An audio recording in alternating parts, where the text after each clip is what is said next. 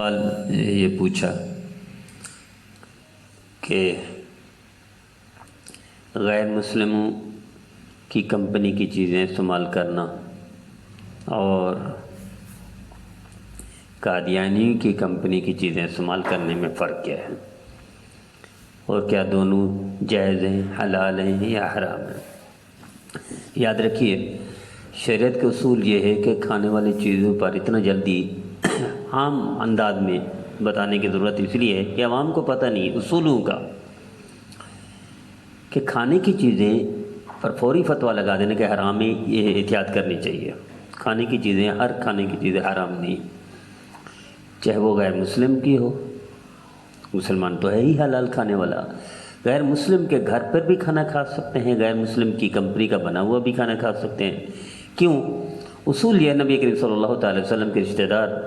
وہ تھے، غیر مسلم بھی تھے، تو سرکار دو عالم صلی اللہ علیہ وسلم ان کے یہاں کھانا بھی کھایا، اور ویسے بھی غیر مسلم کے ساتھ اٹھنا بیٹھنا تھا، تو یہاں تک کہ دعوتیں دیتے تھے تو نبی کریم صلی اللہ علیہ وسلم قبول فرماتے تھے کہ مسلمان دعوت قبول کرتے ہیں۔ اور آپ اندازہ کیجئے کہ غیر مسلم کے گھر کھانا کھانا، کفار کے گھر کھانا کھانا، سرکار دو عالم صلی اللہ تعالی وسلم کو جو زہر دیا گیا تھا وہ یہودیہ عورت، یہودی تھی، انہوں نے زہر دیا تھا، وہ نبی کریم صلی اللہ علیہ وسلم دعوت پر تشریف لے گئے۔ تو کھانا کھانے میں بعض ہمارے ساتھی جلدی فتویٰ دے دیتے ہیں، فلاں ہوٹل حرام ہے، فلاں ہوٹل حرام ہے، فلاں ریسٹورنٹ حرام ہے۔ ایسا نہیں ہے، تحقیق کے بغیر نہیں بولنا چاہیے۔ البتہ یہاں یہ جو سوال ہے کہ مسلمان، غیر مسلم اور قادیانی میں فرق یہ ہے کہ غیر مسلم کی چیز بنی ہوئی اس کے گھر پہ بھی کھانا کھا سکتے ہیں، اور اس کی کمپنی کا بنے ہوئے چیز کھانا بھی کھا سکتے ہیں، لیکن اگر وہ مسلمانوں کے خلاف، دین کے خلاف، شریعت کے خلاف، اللہ کے رسول کے خلاف کام کر رہا ہے یا کام کرنے والے کو تعاون کرتا ہے تو اس کا بھی کھانا جائز نہیں ہے۔ بعینی یہی حالت قادیانی کی ہے کہ قادیانی کی جتنی کمپنی ہیں، شیزان مصنوعات جتنی ہیں یا جتنی بھی ہیں،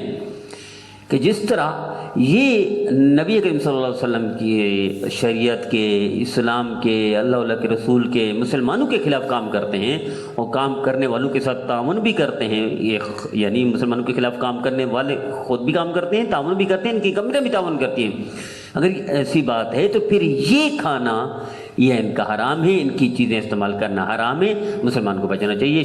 شیزان بوتل ہو، جوس ہو، یا ان کے جتنے ایٹم ہوں وہ پھر حرام ہوں گی، ان کے لیے استعمال جائز نہیں ہوگا۔ تو غیر مسلم اور اس میں فرق ہے قادیانی میں، کہ قادیانی استعمال کرتا ہے اللہ کے رسول کے خلاف، مسلمانوں کے خلاف، اسلام کے خلاف، تو ناجائز ہے، اور یہ غیر مسلم کی کمپنی میں اگر کرتی ہے تو وہ بھی حرام ہوگا، اسی طرح جیسا قادیانی کی چیزیں حرام ہے، ہمیں احتیاط کرنی چاہیے۔